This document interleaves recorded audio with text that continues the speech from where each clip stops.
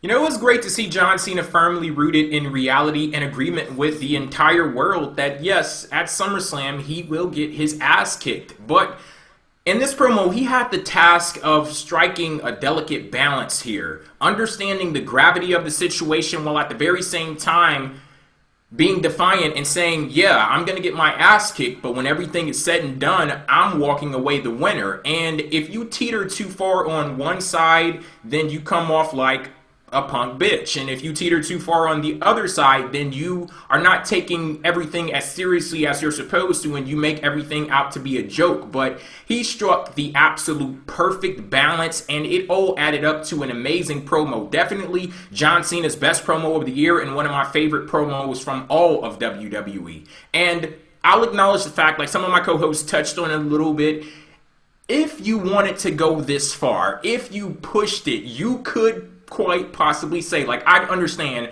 somebody saying this was the same old shit from John Cena, because it fit right along with the same mold of everything that we know John Cena to be and everything that we've grown accustomed to from John Cena over the years. And never give up, the overcome the odds thing. But in this case, much like anything in life, it's all about situational awareness, looking at the situation that you're in right now, analyzing what's going on in the immediate time, and judging it accordingly. And when you look at it from that perspective, for years, WWE has been trying to convince us that John Cena, 15-time world champion, one of the most winningest world champions in history, is an underdog. They've been trying to do that, and now he is an underdog. He's finally an underdog. And he said that much himself on Raw. Tons of guys have won the world championship over the history of the wrestling business, but only one of those guys have beaten a streak. And it goes to show that Brock Lesnar isn't the typical monster of the week where somebody is artificially inflated just for the purpose of being defeated by John Cena, just to give John Cena fodder, something to overcome. Lesnar has a legit record that forces you to take him seriously, and then if you don't take him seriously, shit, we've already been there with WrestleMania 30, so yeah, I mean, that pretty much says everything that needs to be said right there. And it's tragic. If you don't yes, take it him seriously, was. he goes out and has a terrible match. That's what happens when you don't take somebody seriously. And Cena, he was great in his promo because he picked up off of the juxtaposition that was posed by Paul Heyman last week, and they further went into it, both of those guys did, on Monday Night Raw, where it's basically a situation of John Cena versus Brock Lesnar, man versus beast. And Heyman would love for us to believe that the humanity that Brock Lesnar lacks, that's what makes him so dangerous, and that's gonna ultimately lead to John Cena's downfall. But Cena is looking at the situation like that very same factor, the fact that he has humanity, that he has heart, that he has grit, determination, passion, that's what's gonna carry him to victory. And I had very high expectations for this feud, and it's great to see that they are living up to those expectations. When you have an amazing talent like Paul Heyman out there on the mic, and then John Cena out there too, like you said, Charlie, this dude can sell the hell out of a fucking match, and you can really tell he's out there working his ass off to do exactly that. And I just have to say kudos to everyone involved. I don't know if any of you guys picked up on this, but the way that John Cena, his nonverbal communication, not necessarily what he was talking about, but his tone and the look in his eyes, it almost looked like he was sort of reacting to what the fans throw at him, because here he is in the position where he's been like the guy that's carried the WWE, been the poster boy, been the one going to all the Make-A-Wish stuff, doing all this stuff to help prop up the WWE name, yet he still has all these fans out here that just sling stuff at him, Cena sucks, you can't wrestle and all that stuff. Did it look like he was...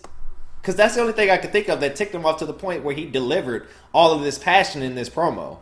It did. It did when he, mentioned, some of the WWE universe wants to see me get my ass kicked, and everybody started chanting yes. You did, normally from John Cena, you would get this shit-eating grin of, haha, you guys have the right to say whatever you want, this, that, and the next thing. You didn't get that. You got this straight face, kind of almost irritated look, like how dare you kind of thing, which was very interesting to see. And Lord knows it's not going to continue, but I mean, at least for that one promo and maybe even this feud, it can sustain that, and we will have some very interesting character development with John Cena for at least through SummerSlam. Yeah, it's something so real and authentic about this. Like, you talking about those nonverbal things. Like, I could look at him. It looked as if he was almost to the point where he was shaking. And it's like he just wanted to scream out to people, you don't fucking get it. You're looking at this situation as it's just Brock Lesnar, this beast, in opposition to somebody that you don't like. But it's not that. Like, when he was out there talking about how Brock Lesnar is a mercenary and things like that, it's like he just wanted to scream out to people, you don't understand. If this guy wins the WWE World Heavyweight Championship, all hell is going to break loose. You don't know what you're asking for. And he kind of positioned himself as the standard bearer for WWE, that it's not necessarily about him. He's just trying to protect the company, protect the championships, and that ties into the real life situation of what's going on, because we're all sitting here, we don't know what the hell is going to happen if Brock Lesnar is going to win the WWE World Heavyweight Championship, and that uncertainty is being picked up by John Cena, and it's being incorporated into the storyline, and it's adding up to some great stuff. The problem is, last time we had a promo like that, it was when John Cena was telling people you don't know what you're getting into when you're supporting Bray Wyatt, and that didn't turn out so well for Mr. Wyatt. Well, come on now. There is a very big difference between Brock Lesnar and Bray Wyatt. Like I said, Brock Lesnar, he's not a monster of the week. He's not. Okay. Unfortunately for Bray Wyatt, that's what he amounted to. But y'all are going to the Night of Champions rematch with Cena still champion and Lesnar as the challenger again. Don't come crying to me. See, I'm not even getting to the point where I'm talking about predictions and things like that, because I'm not going to let my foresight of what I think is going to happen take away any enjoyment that I'm having for the feud right now, because it's fucking amazing. Whatever happens at SummerSlam happens Damn at it, SummerSlam. Jay, we're on the internet. That's what we're supposed to do. God forbid you enjoy a segment without having to say, well, John Cena's just going to bring the hammer down. Yeah, God forbid. But the Brock Lesnar that we see right now, this is the Brock Lesnar that I envisioned when he stepped foot back in WWE. That whole mercenary role. I believe I actually used that word literally on PWTR before, and it brought up comparisons to Bane's role in The Dark Knight Rises. Just going, and now that I brought that up, so he's going to be killed on some bullshit? Yeah. Now that I don't know now. Shit, now that I brought that up. But I just think it's an amazing role for him to be playing. And do you guys think that this feud was the real villain here? Do you guys think that this feud would suffer at all with the fact that Brock Lesnar isn't going to be there every week? Because as far as I'm concerned, like, as great as Brock Lesnar is, and this may sound cheap to say, but as far as I'm concerned, his work is already done. He beat the fucking streak. Like, if he wants to ride that wave of momentum to Kingdom Come, he's already done his work. And I think that Paul Heyman is the perfect advocate for Brock Lesnar, because just as powerful and as vicious as Brock Lesnar is in the ring, Paul Heyman is on the mic. And I don't feel as if I'm going without. Like, with Brock Lesnar there, it's kind of crazy to say because he's the most dangerous man in WWE. But Paul Heyman, he's so great that I don't feel that void. See, that's the beautiful part about it. Brock Lesnar is fortunate to have somebody like a Paul Heyman there so that he doesn't have to be there every week, so that when he does make those appearances, it just boosts the shock value and the quality of the feud that much more. It's like, oh shit, he finally showed up. What's about to go down? Because Heyman is able to carry the week to week stuff like it's no problem. He's like basically Brock Lesnar's agent. He just handles the day to day shit. I honestly like the fact that Brock Lesnar doesn't appear every single week.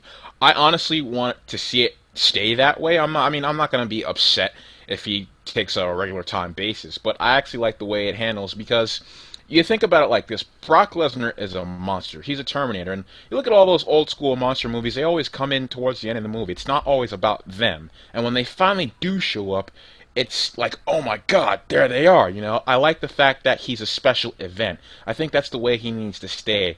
Because if you keep him coming every single week, he kind of loses his novelty. I think that if you were to keep him on the type of basis that he is right now, because Paul Heyman, he is fantastic. We don't need Brock Lesnar to speak, because when he speaks, bad things happen. You keep Paul Heyman in the role he is, he's able to handle everything. And when Brock Lesnar finally shows up, Paul Heyman's building this thing up. I have a monster that I'm ready to unleash. When that monster finally comes out, it's like, oh my god. I like it that way. Business is about to pick up. And here's the thing, too. I think Brock Lesnar has a great, like, feel about him where he shows up when there's some shit to do. Like, he shows up on Brock Lesnar's terms. When it's just the day-to-day kind of standard stuff, Paul Heyman takes care of that. And Paul Heyman's very important because it prevents from the via satellite promo that The Rock used to do that just kind of comes off as bush league and comes off as you doing other things. I like that Paul Heyman is there because at least it gives a representative at the show. They don't have to show Brock Lesnar, and it keeps the feeling of Brock Lesnar more like he's not there because he doesn't want to be. He's not there because he doesn't have anything to do. I'm sure we're going to get some contract signing segment where he'll be back, and that might be the only other time he appears will be the go-home show and the contract signing. So I like to keep it that way. I think his title reign could be that way where, you know, he doesn't have to show up every week because, you know, there's not a challenge for him. And I think that's the way it can kind of be now, where he doesn't have to show up every week. I'll show up when I want to whoop some ass. You know, that's just the way things are going to go.